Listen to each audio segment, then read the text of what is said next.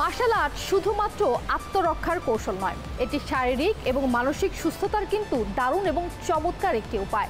Martial art শরীরকে নমনীয় করে, শক্তিশালী করে, মনোযোগ এবং আত্মবিশ্বাস উন্নত করে। বর্তমান সময়ে নির্বিশেষে নারী পুরুষ সকলেই কিন্তু মার্শাল আর্টে আকৃষ্ট হচ্ছে, যা তাদের সুশৃঙ্খল জীবনযাপনে উদ্বুদ্ধ করে।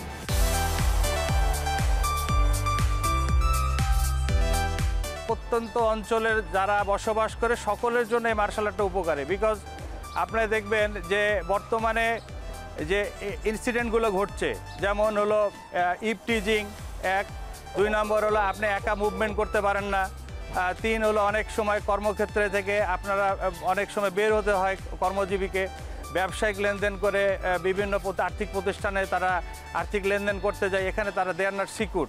দেখবেন যে প্রায় পেপারে পত্রিকায় আসে যে ব্যাংক থেকে টাকা উত্তোলন করে বেরোনোর সময় ছিনতাইকারী কবলে, অনেক সময় মলমপাটির কবলে। তারপরে স্কুল কলেজ থেকে ফেরার সময় দেখা যায় যে বাচ্চা কাচ্চারা ইভটিজিং হচ্ছে, কিডন্যাপিং হচ্ছে। এই জন্য সেলফ ডিফেন্স এবং সেলফ রিয়েলাইজেশন মানে আত্মনির্ভরশীল হওয়ার জন্য মোক্ষম সময় হলো, মোক্ষম বিষয় হলো মার্শাল আর্ট।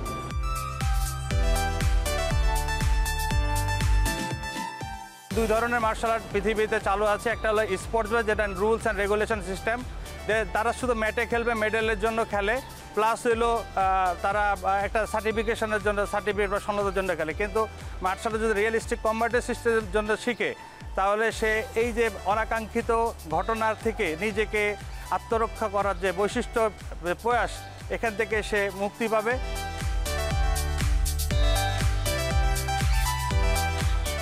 এবং সে আমার জানা মতে অনেকেই আমার স্টুডেন্ট 2-3 জন এরকম আছে, তারা প্র্যাকটিক্যালি তারা বিভিন্ন ভিকটিম অবস্থা থেকে তারা নিজেকে রেস্কিউ করার জন্য সুযোগ পেয়েছে।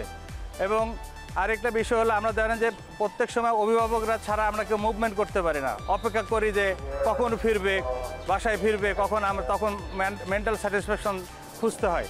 এবং এই সময়তে দেখা যায় একটা যদি নিজে শিখতে পারে, তাহলে একা মুভমেন্ট করে স্বাচ্ছন্দ্যে মুভমেন্ট করতে পারবে। রাত বিরাতে তার যদি বাসায় বা ফের কোনো যে প্রয়োজন পড়ে, তাহলে তার কোনো সেলফ কনফিডেন্সটা তাকে সহায়তা করবে।